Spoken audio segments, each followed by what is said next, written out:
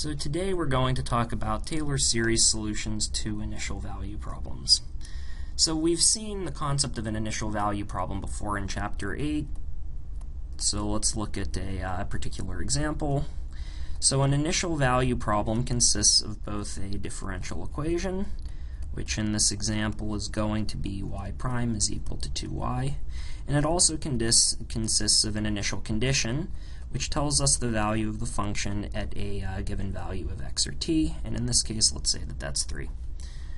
So we can use separation of variables to find a solution, and you should do that on your own, but you can verify that what I'm writing down now is indeed a solution. You can also verify this is a solution by taking the derivative of y, plugging it into the differential equation, and verifying that the initial conditions are also satisfied.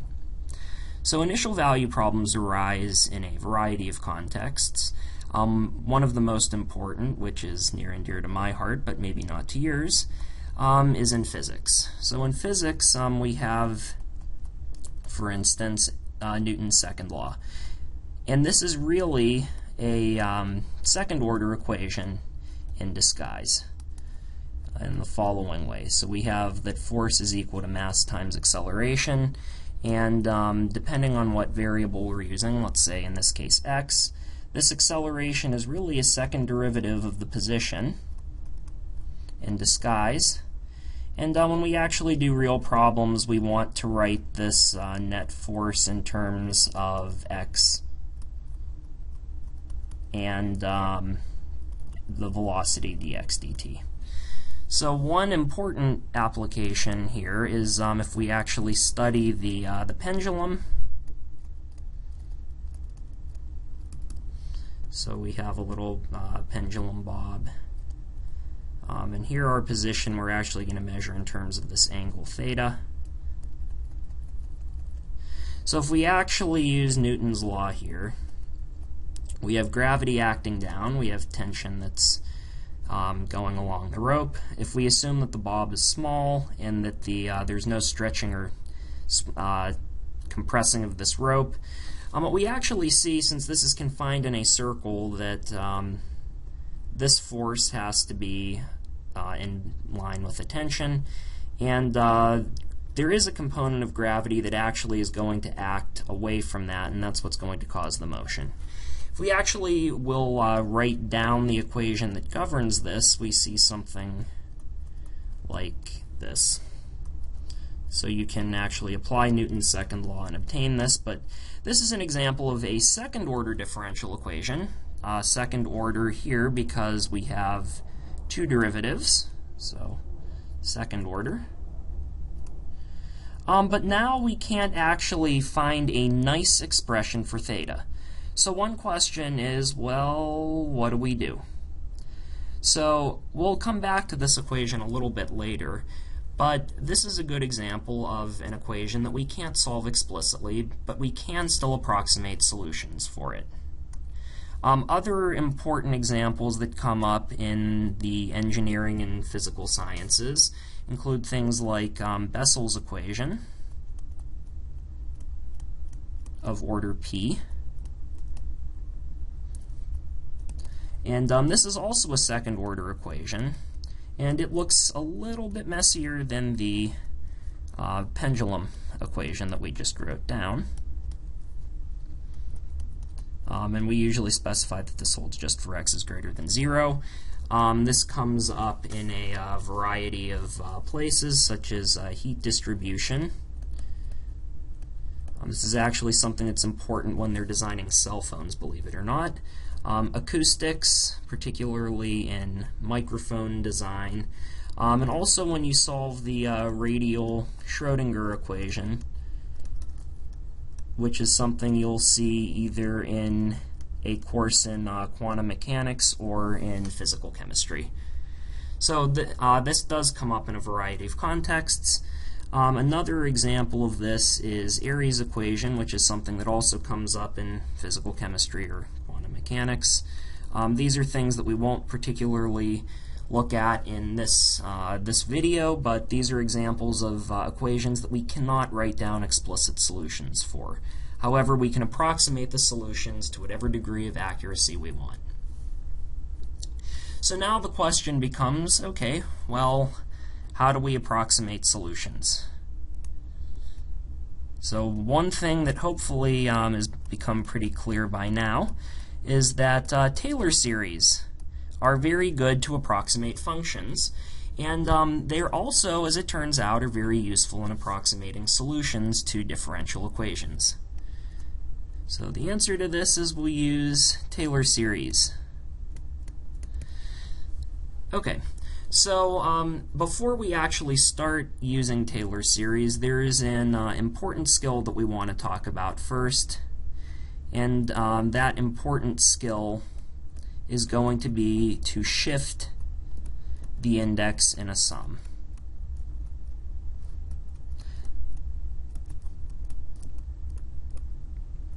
So this is something that you may have a little practice in if you've worked with geometric series.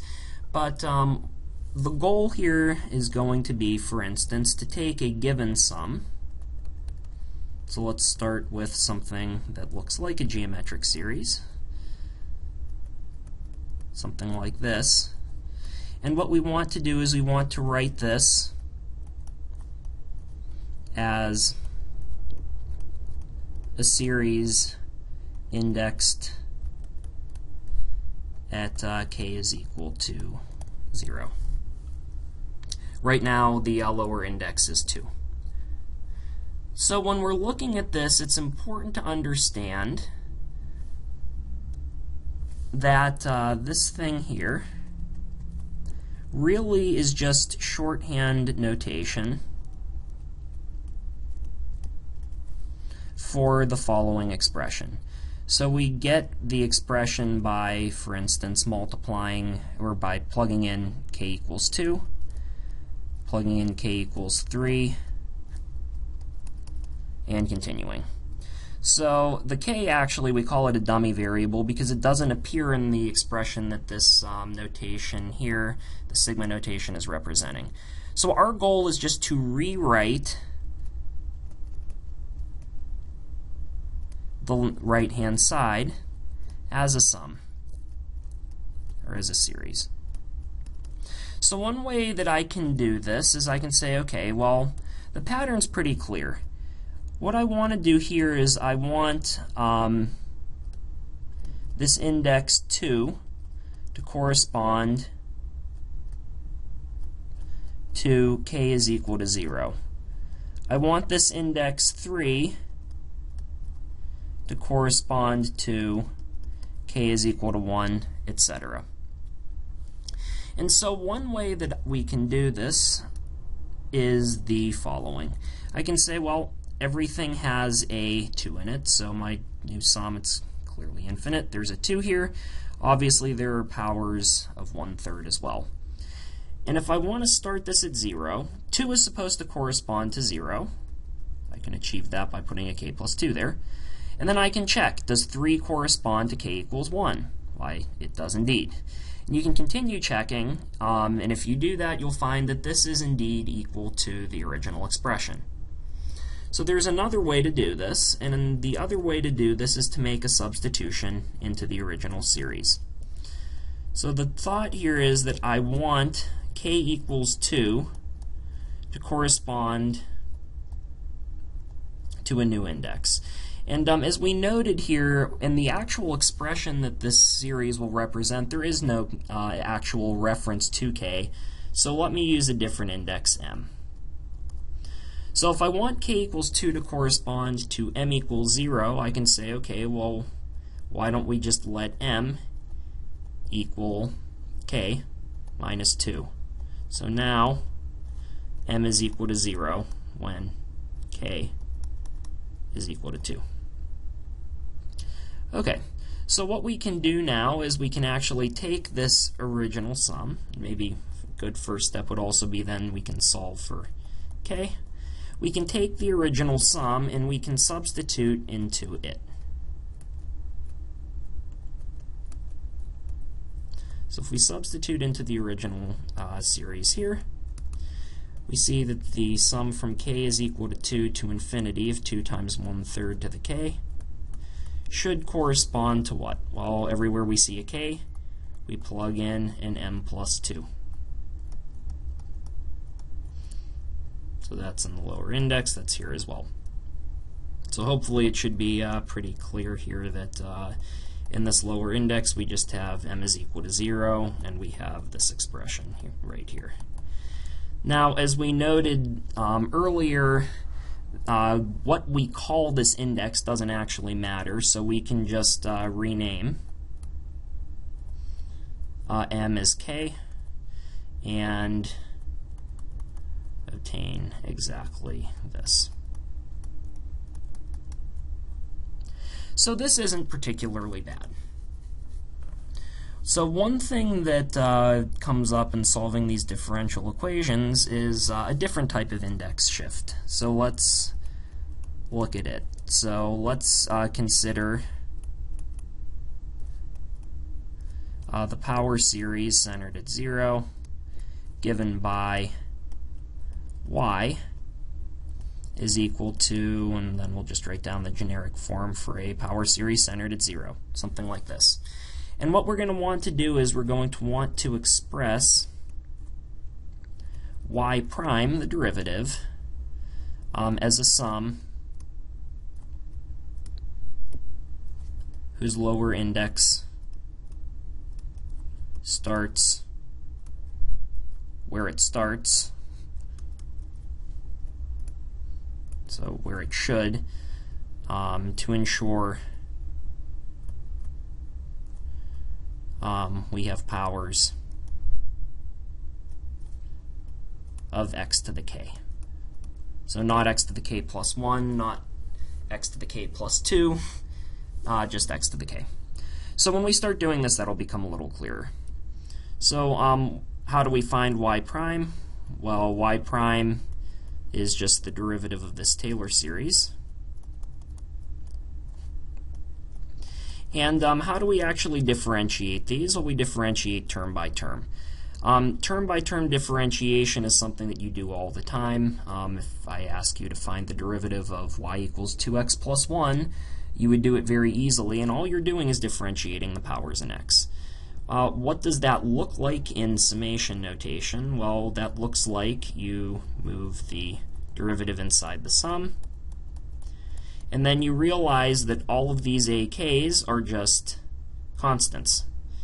So if these are just constants, we can actually pull the constants outside of the derivative and write down this. So all we're actually doing at the end of the day is this glorified Calc 1 problem of differentiating x to the k.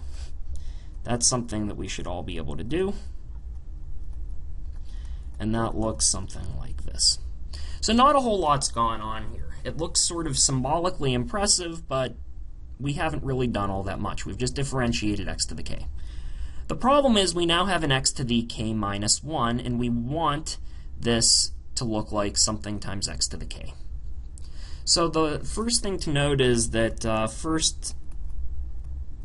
note if I plug in k equals 0,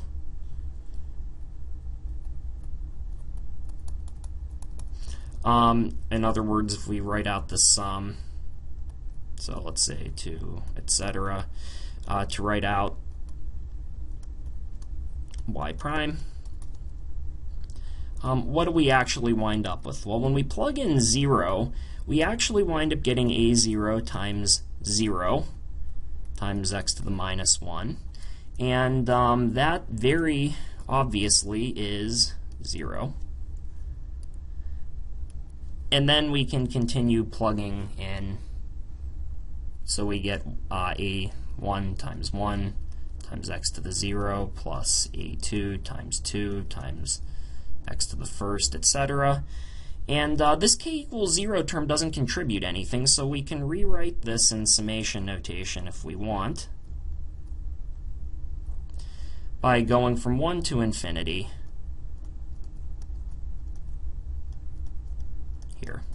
We could also, using pattern recognition, write this out and insist that the powers on x are x to the k. But the other thing we can do is we can formally shift the index, like we did in the second solution to the last problem. So if we want to shift the index here, what we want to make sure is that we want the power of x to be, say, k, or in this case, let's say m. So I'll replace the exponent on x with just an m, and then I will solve for k, just like before, and substitute into the series. So this series now, the sum from 1 to infinity of a sub k times k x to the k minus 1. When I replace all of the k's with m's,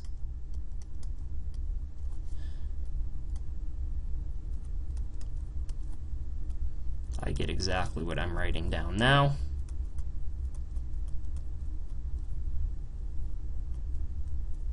And just do a little bit of algebra in that lower index. Obviously, this corresponds to m is equal to 0. What we actually wind up with is this, and then we'll just rename m by k. So once again, it doesn't matter what that's actually called, and if we actually scroll up and look at this thing that I'm underlining now that this series represents, there is no reference to the letter that we use to index. So when we get this, then we find that y prime is equal to the sum from 0 to infinity of ak plus 1 times k plus 1 x to the k. So this would be a solution to that problem. And this is actually a result that we're going to use shortly. So once again, this looks symbolically kind of impressive, but we actually haven't really done that much. So when you're looking at this, I really do encourage that you follow along. Make sure that you can actually go through and write this out yourself as you're listening to me talk. Okay, so that's a particularly useful skill to have whenever we're looking at Taylor series solutions. And so to try to put this on some solid footing, let's actually look at the Taylor series solution to the initial value problem that we started this lecture off with. So we have our differential equation, which is y prime is equal to 2y, and y of 0 is actually equal to 3. Okay, so we know how to solve this, but now what we're going to do instead of solving it exactly is we're going to look for a Taylor series solution, or a power series solution. And what we want to make sure of the differential equation, what we want to make sure that we're doing here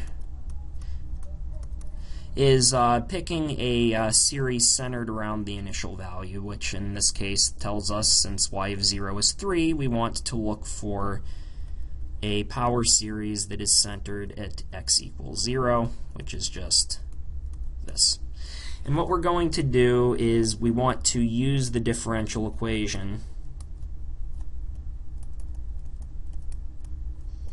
and initial value to find the a sub k. And so I'm going to write out the steps that we'll use to do this. So the first step here is going to be to write out the power series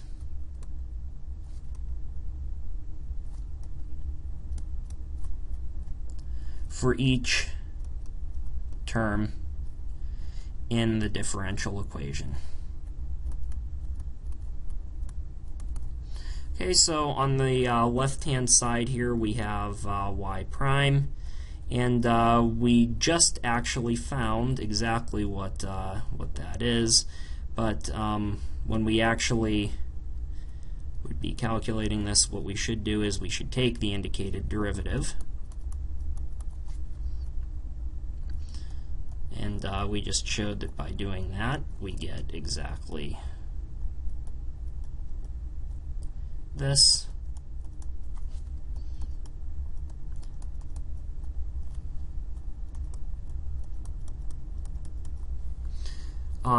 We can then also look at the right-hand side, which is just 2y. So that's just 2 times the sum from 0 to infinity of ak x to the k. And that's pretty obviously just this. Now our goal here can only be accomplished if we get all of the expressions to look like x to the k. So the second step that we're actually going to do is we're going to, if necessary, reindex the series so all have an x to the k term only. So we already did the algebra necessary here. And we found that y prime is equal to the sum from k is equal to 0 to infinity of k plus 1, ak plus 1, x to the k. And just as a reminder, we found this earlier. Okay, and so after we do that, we will substitute all of these back into the differential equation.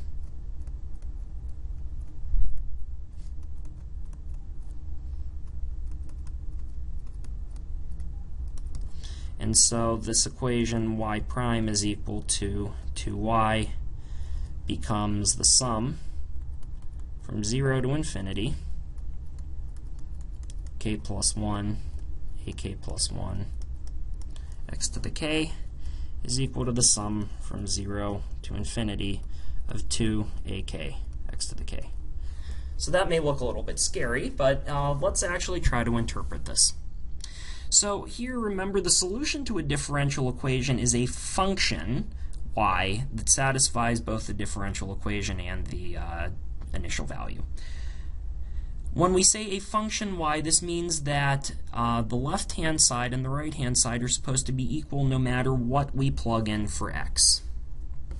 And so how do we know, or what does that tell us? Well, the only way that two polynomials can be equal is if the coefficients in front of the like powers of x are equal. And this is exactly why we had to make sure that we write everything in terms of x to the k, so it would be very easy to compare these coefficients. So the thing to do here now is to equate the coefficients in front of like powers of x.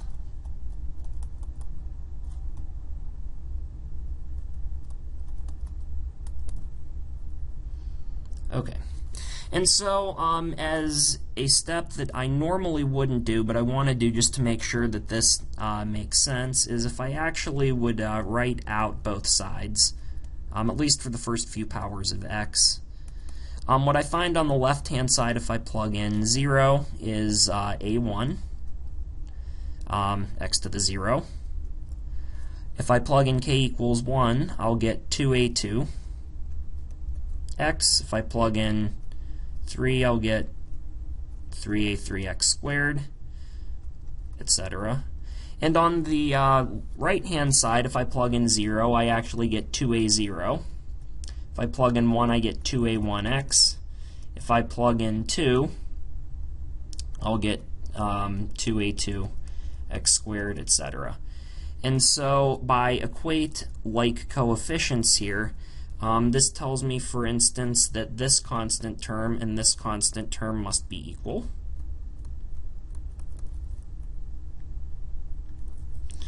It tells me here that this 2a2, which is the coefficient in front of x, must be equal to that. And it also then tells me that 3a3 would be 2a2. But the beautiful thing here about expressing everything in terms of powers of x to the k is that in general what we can actually do is we can say on the left-hand side the coefficient of x to the k is k plus 1 ak plus 1. And the right-hand side, the same thing as just 2ak. And so this tells me, by equating these coefficients, what I must have is that k plus 1, ak plus 1 is equal to 2ak. And so I actually find a recursive definition for the coefficients of the original power series. You can easily check here that for these, when I actually wrote out both sides, if you plug in k equals 0, plug in k equals 1, and k equals 2, and so I'll write that down. For these, this matches what we found before.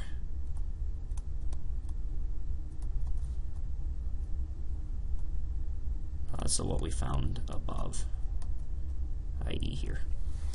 Okay, so it's not bad to write it out, especially in your first few examples, to see what happens. And what we can do here is we can actually, in this case, derive an explicit formula for a sub k, but what we'll do here is we'll actually try to at least write out what the first 3 of these AKs are, first 4 of these AKs. So when we have a recursive definition, we need to have a starting value. So if I, for instance here, wanted to find a3, I would use the recursive formula to find a2, use the recursive formula to find a1, and then a0.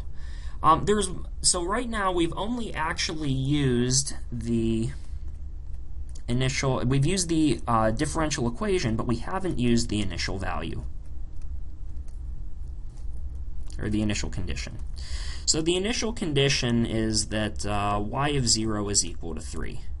So we found, for instance, that y is equal to the sum from 0 to infinity, or we actually didn't find this, we assumed it. If I actually write that out, why do I want to center the Taylor series, or the power series here, around the initial condition? Well, because if I plug in the initial condition, I get just a0. So on one hand we have y of 0 is 3. On the other hand we have that y of 0 is equal to 0. Or I'm sorry, a0. So we conclude now that a0 is equal to 3. And now the last thing is we use the recursion formula to find other AKs. So in our particular case here, that was k plus 1, ak plus 1 is equal to 2ak. So if I plug in k is equal to 0, what do I get? Well, if I plug in k is equal to 0, I wind up on the left-hand side here getting a1 is equal to 2a0. And we found that a0 is just equal to 3. So this tells me that my a1 is actually 6. If I plug in k equals 1, on the left-hand side I get 2, a2. On the right-hand side I get 2a1. So this tells me 2a2 is equal to 2 times 6. I can cancel the 2's. And I get that a2 is equal to 6 as well. If I plug in k equals 2 on the left-hand side, k plus 1 ak is 3a3.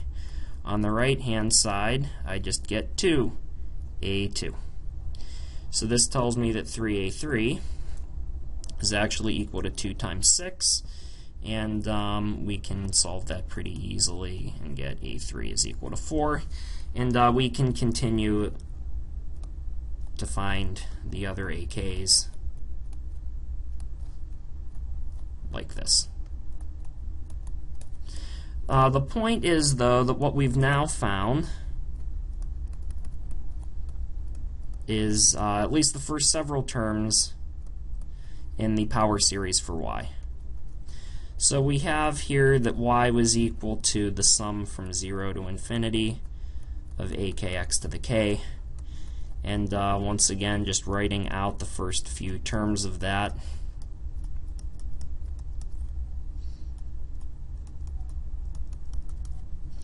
What we can actually now do is we can substitute our values in. We found a0 was 3, a1 was 6, a2 was 6, a3 was 4, etc. And so at least the first 4 terms in the power series for y look something like this. So one thing to check, so as a nice little aside here, we actually found a formula for y, right? We actually found that via separation of variables that y is supposed to equal 3 e to the 2x. And we could actually write out a Taylor series centered at 0 for 3 e to the 2x, right? So the Taylor series at x equals 0 for 3 e to the 2x is, so how do we find it? Well, we can find e to the x, and since we've exhibited y above to the third power, let's actually write down this. So that's e to the x. To get e to the 2x, all we have to do is, everywhere we see an x, we just plug in 2x. That's just our composition of Taylor series rule.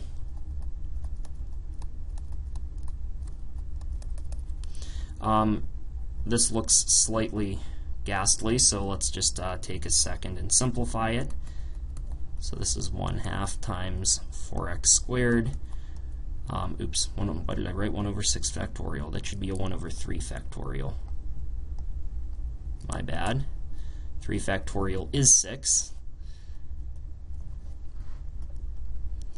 And here we actually have an 8 times x cubed. So this is 1 plus 2x plus 2x squared. 8/6 is 4/3. And so now 3 e to the 2x we get by just multiplying this whole thing through by 3. And just take a second to write it down. This gives me 3 plus 6x plus 6x squared plus 4x cubed. And this is exactly what we had above.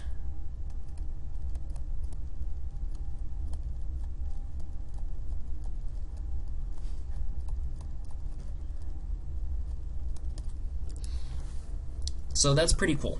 So you could certainly argue in this case, why on earth would we want to look for a Taylor series solution here if we could actually solve it? And what I want to remind you of is that Bessel's equation of order p. Well, good luck finding a Taylor series solution of that guy. Airy's equation. Good luck finding a Taylor series solution of that guy. The pendulum. Good luck finding an actual solution to that. We can actually find Taylor series solutions, however. So as I mentioned, these ones are certainly things you can Google if you're really interested, but these are things that you will actually see again in later courses.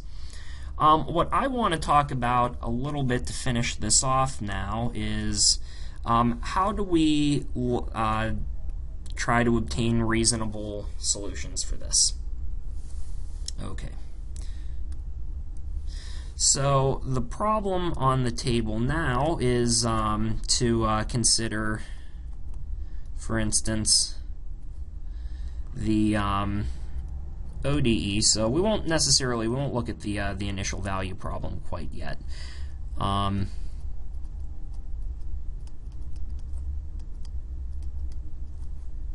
that's this. And for simplicity, what we'll do is here we're going to simplicity. What we're going to do is set G over L equal to 1. So we're just going to do this so we don't have to deal with as many letters, let's say. So what we're going to do is we're going to consider this. Oops. So the whole idea of using Taylor series is to approximate, right? When we actually wrote down the first several terms in the Taylor series before, that's not the exact solution, but it approximates the solution. And if we want to get better solutions, we can just use more terms in the Taylor series. The problem that we have here is that we have a sine of theta. Note here that theta is actually going to be our dependent variable. We're looking for a function theta of t, and when we freely can pick t, we get a value of theta. So this equation is the same as, say, y double prime equals minus y, or minus sine y. So one thing that you'll talk about in the basic physics class, or first physics class, is that when theta is small, sine of theta is approximately theta. So that's the small angle approximation. One could ask, well, where does that come from? And the thing to note is that we actually have a Taylor series centered at 0 for sine of theta. And what is that? Well, that's theta minus 1 over 3 factorial theta cubed plus 1 over 5 factorial theta to the 5th, etc. And the thing is, here, when theta is close to 0, what happens here? Well, the theta cubed, the theta to the 5th, etc., are quite small compared to theta, right? And so to sort of motivate that, what I would encourage that you do is, for instance, say use theta is equal to 0.05 and compute theta 1 over 3 factorial theta cubed 1 over 5 factorial theta to the 5th, etc. And what you'll note is how much bigger, I'm going to say bigger, theta is compared to the other terms.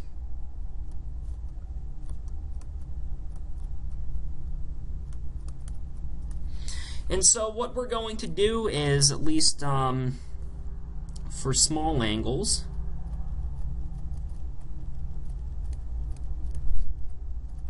we approximate sine of theta by theta. And this leads to the fact that we will approximate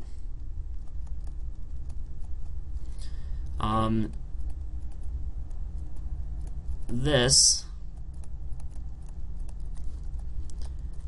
instead by this. And so there's actually a name for this. This is actually called the linearized equation. It's called linearized because we've approximated the nonlinear function sine of theta by its linearization near 0 theta. And the nice thing about this second equation is that we can actually look for Taylor series solutions for it without too much difficulty. And so the goal on the table now would be to approximate this. So this is something that that you'll wind up exploring a little bit more in your project. So I will leave the details there, but you go through the same process as before. Obviously, you would also have to be given initial conditions as well. in order to actually figure out what the coefficients are. But as you'll see in your project, when you actually approximate the differential equation, take the nonlinear terms and approximate them by by their Taylor series, by various different so the more terms used in the Taylor series, the better the approximation gets. You'll actually see that what you're supposed to get compared to what you do get via the approximation is quite close. So we'll leave the details of that up to the project, and hopefully this video has been pretty helpful. Make sure when you are reviewing it that when you go back that you don't just watch the video, you don't just look at the equations, you actually have to write this stuff down. It's not too bad if you actually try to tell yourself what are you doing from step to step, but it is very bad if you just try to read what is written on the page and understand it. You actually have to do math to learn math. So, hope this video is helpful, and good luck on the project.